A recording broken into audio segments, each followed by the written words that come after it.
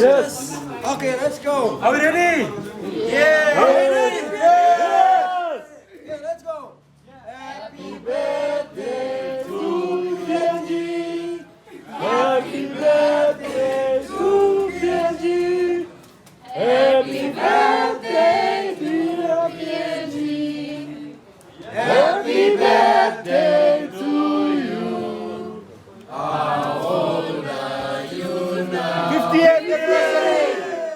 How old are you now? 58th birthday. How old are you now? Happy birthday to you. Hip hip hip hooray! Hip hip hip hooray!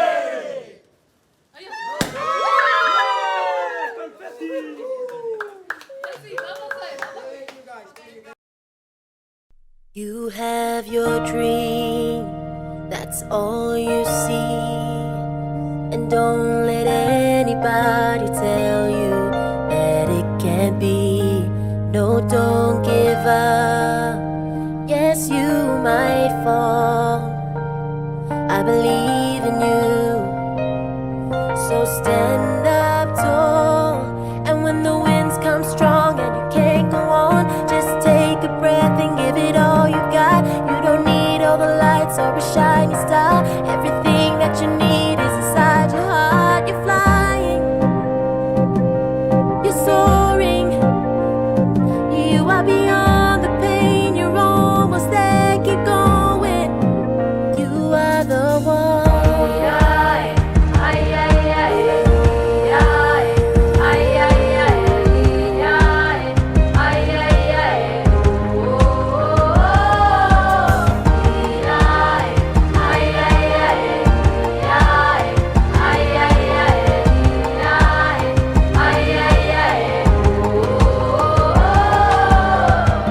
Thank you everyone for coming. Today we are about to celebrate our mini celebration here in India. Back home they have celebrated a very big event. So here we are Papua New Guineans here, so we have to celebrate and make us feel like we are at home. So that's why we are all together here. I fly my flag with pride. I will stand side by side for the pain and the glory. We will unite. I first will be talking about the Hell history. And 1600 to 500 years ago, the first people arrived in the island of New Guinea to the South Asia, and all been lived long. Breeds they exist during the last galaxy period of time. So from 1700 BC, we take note of that time. If you will ask him and you will get a question or ask him, then you have to give the answers. Okay, 17 BC, agricultural practice began to develop in the region. The first agriculture took place in Western Islands of Cook, Swamp, and Mount Akin. And then 500 BC, large-scale migration of our Austronesian people took place in our country. To the Europeans, contact and colonization in 1527, the first European explored to sight the island. In 1545,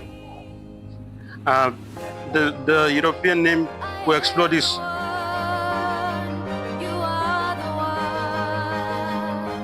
by the name of George D. Menzies. George D. Menzies. Okay, name it as Papua. So it's in 1545. Indigo Orita this that is added the name New Guinea, and that's where we gain together we say as what Papua New Guinea. So in 1793, British officer Lieutenant John Eggers made the first attempt at the colonization. In 1828, the Dutch took control over the western half of the island. In 1884, the German Empire took control over the northern quarter of the island, and which became the German Papua New Guinea. From there, World War out, the First World War and then Second World War comes. So we'll go to World War side, World War unification in 1920, followed the World War One. Australia took over the former German colonized under the League of the Nations mandate. World War II, the Japanese invaded the coast. The Australian administration to cease through the alliance eventually recovered the territory. In 1945 to 1946, the Papua New Guinean Provisional Administration Act combined the territory of Papua New Guinea into a single administration union. From there, Papua New Guinea gained its independence through the gradual and largely peaceful process that began after the World War II. We gained independence after the World War II. The threat to the independence, okay, listen very carefully. After the World War II, the Australian administration territory of the Papua New Guinea were combined into the single administrative union from 1945 to 1946. From the next 2 decades, in the economic and infrastructure, in the 1960s, a United Nations made mandatory forced Australian to accelerate the country, move forward to self-governance and eventually independence. We'll go to the political reformations, how they reformed this to gain our country its independence. Okay. Politician reformations. The first House of Assembly was established in 1964, proposed by the Forum for Papua New Guineans to participate in their own governments. This was critical steps in building the political institution need for the independence as an independence nation. But self-governments took place in 1972. A national election result in the ministry led by the Michael Somare, who became the country's first chief minister. Some governments pushed for the achievement self-governance on the December 1st, 1973. This means that the country was now managing its own international affairs through the defense of the foreign policy weight handed by the Australians. Fully independence began in 1975, 16 September. That's the day where we want to commemorate and remember our country. Our forefathers, some of them names are not mentioned here, but they were the heroes of our countries. We would be colonized by other countries, British, German, or even the Australians. But then, due to those our greatest leaders, the chief, they were there to help us to gain our independence. Some of us may not be able to make it through India or other parts of the world, because without them we won't gain independence. But these are the people. They are not here to celebrate with us, but we can see that in the past, once Michael Samara said what? We have no engineers, we have no doctors, we have no teachers, we have no politicians, we have no pilots during that time. But now, PNG can fly, a female and a male can fly an aeroplane. And we can see that this is how our nation started begins. Once he prophesied by our grand chef Michael Samara that one day we will be stand on our own leg. That's where we are coming abroad to study and gain some knowledge back to our country and to help them, the little kids and upcoming generation they are coming. So, as a Papua New Guinean, we want to celebrate this independence. And its government, people can point several key achievements, like particularly in national building, economic development, cultural, and preservation. We have different diverse cultures, 800 plus languages that we speak in Papua New Guinea, and we have different cultural events that took place currently in our country to commemorate our Independence Day. So now we are gathered together to remember and pay homage to our forefathers and respect our country as a Papua New Guinean, as a proud Papua New Guinean here in India. So, as the little things that will be discussed here and participate, it will be a means and blessing for each and every one of us. So, in the past, you imagine there were no mobiles, there were no cars. Some people, they flew from one place to another by, like they want to take train, the aeroplane. During that time, there was no aeroplane. They walk with the barefoot to do something in a critical way we cannot understand and do right now, but they have done it. We will be proud as a citizen, and I would something that is like, what will we mean by me one and one? people do to contribute our country. So they've done this. We have a responsibility to take and talk as a Papuan. So what next? What will we do? Some of the things that we have to question ourselves, why we are coming to abroad, why we are doing this and that. Because next leaders, we are the next leaders and next generation of our country. So if we don't do what is supposed to do, then we are engaging the law, we are not disrespecting our country and disrespecting our forefathers. They have the aims, dreams to build our nation. Once they made this, and then these things happened, and we are here now. So in thinking about the infrastructure, there was no law and order. There was no human development during that time. But as the speakers, they are here, they will be. I think we have been allocating some of that.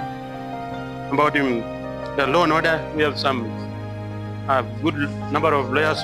We are studying now in India now, in Rapikara. So I think there you come and give your speech how to comparing to the past, current and the future, so that we will learn something from you guys, because you are the next lawyers, next leaders to our countries. We are still progressing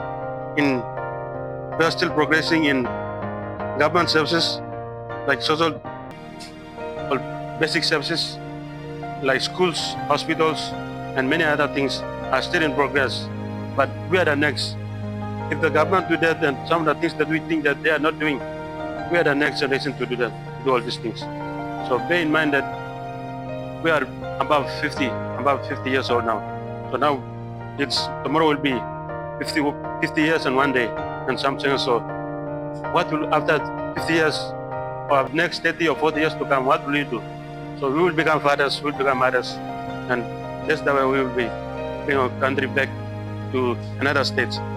Because the fathers and the forefathers, they have done so great to bring to this far, and we will continue to stand as a Papuan Guinean and do whatever they have lacking, and we see the world now. We explore this country. Some of our fathers, they didn't come to this place, but we are privileged and honored to come.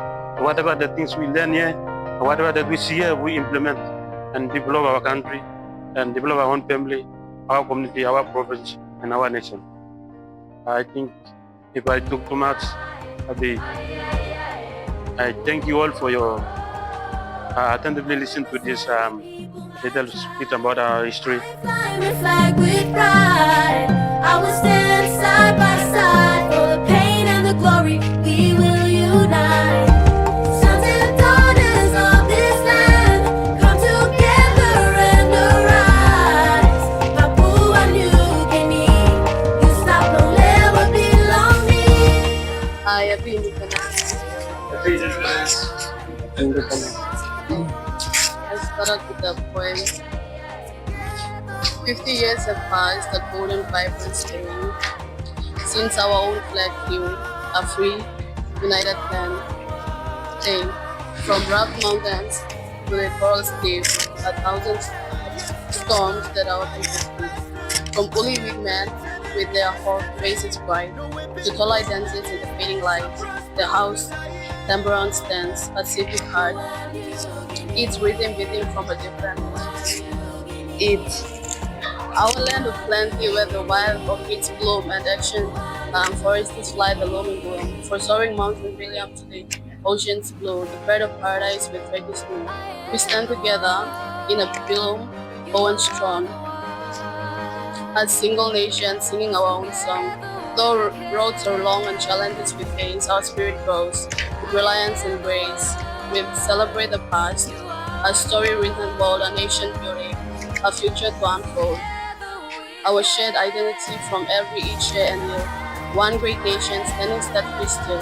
God bless Papua.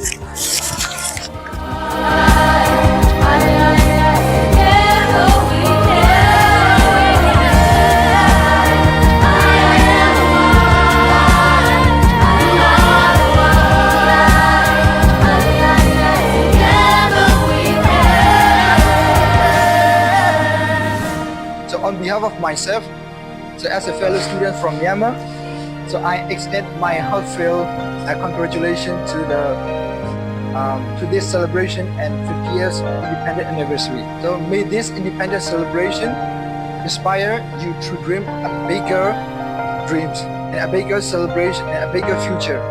and study further in this university and another university, wherever you are. And then serve your country with love and dedication. So to all of you, happy 50 years independent anniversary. Thank you and God bless you all.